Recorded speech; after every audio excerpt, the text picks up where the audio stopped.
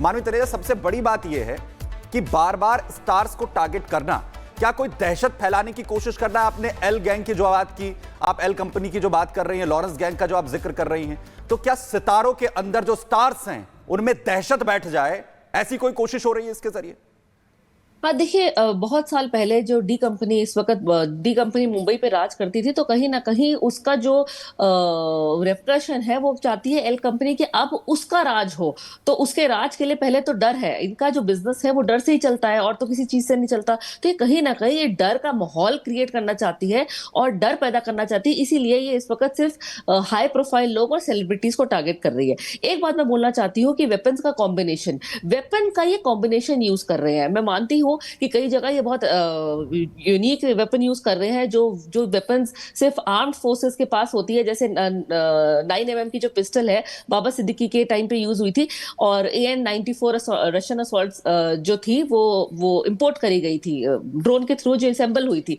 लेकिन मैं ये भी बोलना चाहती हूँ, जो सलमान के घर फायरिंग हुई थी वो कट्टे से हुई थी, जो 10-10 हजार के कट्टे आम मिलते हैं बाजार में, जो इलीगल तरीके से मिलते हैं, उससे फायरिंग हुई थी। तो उसी से अगर आप कंपेयर करें तो हर चीज का देखिए कॉम्बिनेशन, कि उन्होंने महंगी राइफल भी यूज कर ली, वो ऐसी राइफल्स जो इजीली अवेलेबल नहीं है एक कॉमन लोगों को, और एक तरफ वो कट्टा यूज कर रहे हैं और एक तरफ वो नाइफ यूज कर रहे हैं, कि बहुत ज्यादा हाइप हो गया कि कैसे आई राइफल या कैसे उनके पास 9mm की पिस्टल आई। तो उस चीज को बैलेंस करने के लिए वो इस बार उन्होंने चाकू का यूज कर दिया। अब मैं बोलना चाहती हूँ कि मुंबई का जो लॉ एंड ऑर्डर की अगर हम थोड़ी सी बात करें, कि 4.5 साल पहले CBI पे केस गया था सुशांत सिंह राजपूत का, लेकिन वो अभी भी सॉल्व नहीं हुआ।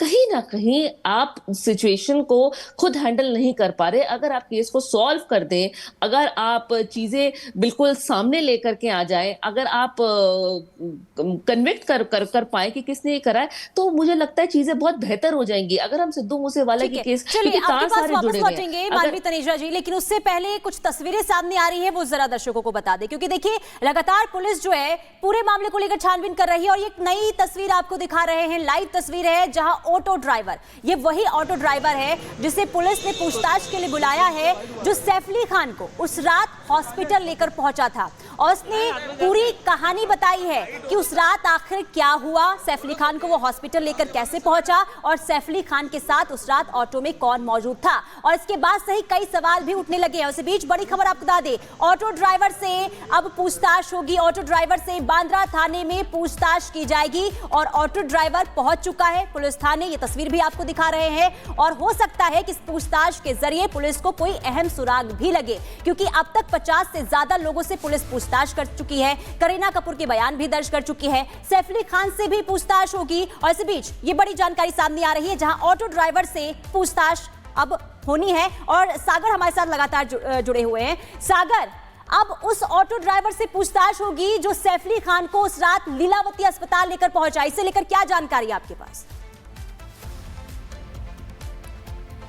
देखिए, बिल्कुल लगातार अपडेट हमने दिया, वहां से बांद्रा पुलिस थाने में लगातार लोगों को बुलाया जा रहा है पूछताछ के लिए। ऑटो ड्राइवर भी इसमें अहम कड़ी साबित हो सकता है, क्योंकि ऑटो ड्राइवर ने बताया कि आखिर कैसे सैफ अली खान ऑटो पकड़े, उनके साथ में कौन था, उनकी उस समय कंडीशन क्या थी। कल के दिन जब रिपब्लिक भारत ने उनसे बातचीत की ऑटो ड्राइवर से, तो उसने बताया कि कैसे घर के अंदर वो पहुंचे, क्योंकि उस समय घर में जो है कोई ऑटोमेटिक व्हीकल चलाने वाला इलेक्ट्रिक व्हीकल नहीं था, इसलिए ऑटो के इस्तेमाल के बाद सैफ अली खान को ऑटो से अस्पताल ले जाया गया था, लीलावती अस्पताल, जहां पर हम खड़े हैं। यहीं पर ऑटो ड्राइवर देखिए पहले सैफ अली खान को लेकर आया, उन्हें इस पर ICU वार्ड में शिफ्ट किया गया, फिर उनका इलाज यहां पर किया गया। ऑटो ड्राइवर की पूछताछ के बाद अभी जो 35 से ज्यादा टीमें हैं वो अब लगी हैं कि आखिर उन जगहों पर भी जो आखिरी लोकेशन देखी ट्रैक की गई है, कि आखिर मुंबई पुलिस ने जो देखा एक मोबाइल शॉप की दुकान में वहां पर हेडफोन खरीदता हुआ आरोपी दिखाई दिया, क्या उसके पास मोबाइल भी है क्या?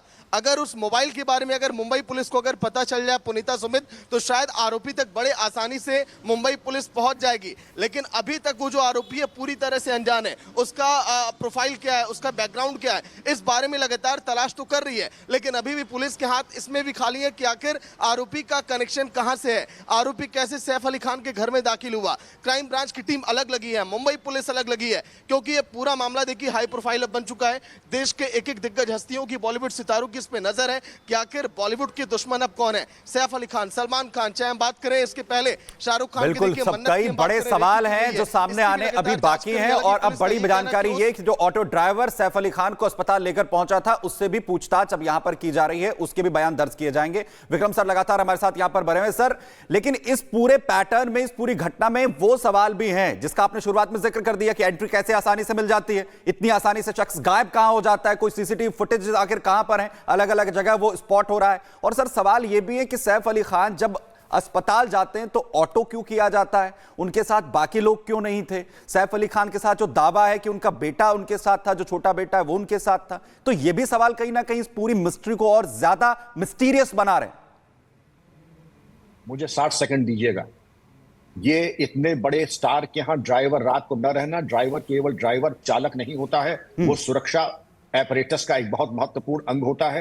और मेरा परामर्श होगा ऐसे हाई प्रोफाइल लोगों को 24 घंटे एक ड्राइवर अपने पास जरूर रखें, विशेषकर ऐसा ड्राइवर जिसके पास स्मॉल आर्म्स का लाइसेंस हो। नंबर 2, आपने ऑटो ड्राइवर की बात की, मैंने भाव भंगिमा उसकी देखी, बड़ा सीधे सरल स्वभाव का है, लेकिन दिखाई कुछ पड़ता है। मैं कोई आरोप नहीं लगा रहा हूं, लेकिन ये देखना पड़ेगा, इन्वेस्टिगेशन का ये पार्ट है कि ऑटो ड्राइवर क्या रेगुलर इसी बीट पे आता था, क्या इस समय वो ड्यूटी पे रहता था, या यहां पर। ये बहुत बड़ी बात है सर, ये बहुत बड़ी बात है कि वो पॉइंट्स भी खंगाले जाने चाहिए जो ऑटो ड्राइवर का, जिसका आपने जिक्र यहां पर कर दिया। मैं वापस आपके पास यहां पर लौटूं। सत्यप्रकाश हमारे सहयोगी उस मोबाइल दुकान पर पहुंच गए जहां से उस शख्स ने हेडफोन खरीदा था। सत्यप्रकाश, क्या जानकारी है वहां पर? जरा आपकी बात हुई है जो मोबाइल ऑनर है की दुकान के जो ऑनर है उनसे?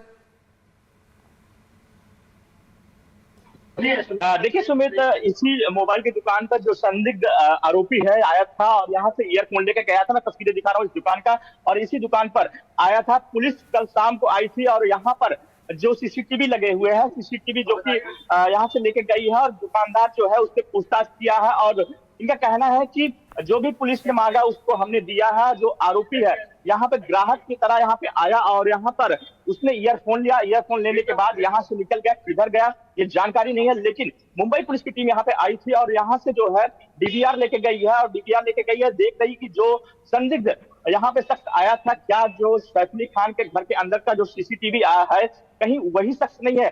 ये चीज मुंबई पुलिस पता कर रही है। फिलहाल ये जो तस्वीरें देख रहे हैं कि मुंबई के दादर इलाके के कबूतर थाना इलाके में ये मोबाइल की दुकान है और इस मोबाइल की दुकान में बगल में रेलवे स्टेशन है। एकदम 100 मीटर 150 मीटर की दूरी पर ही रेलवे स्टेशन है और रेलवे स्टेशन के पास में ही ये दुकान है। दुकान पर यहाँ पे जो संदिग्ध आया और यहाँ से जो है ईयरफोन लेके गया है। फिलहाल मुंबई पुलिस की टीम जांच कर रही है और डीवीआर लेके गई है और ये देख रही है कि जो शख्स यहाँ पे ईयरफोन का खरीदने के लिए आया था वो जो सीसीटीवी सैफ अली खान के घर से मिला है, क्या लेकिन वही सत्यप्रकाश, इसकी देख रही है। सत्यप्रकाश, कब ये संदिग्ध जो है उस दुकान पर पहुंचा था? पुलिस तक जानकारी कब तक वहां पर पहुंचती है और पुलिस इन्वेस्टिगेशन के लिए कब वहां पर पहुंचती है?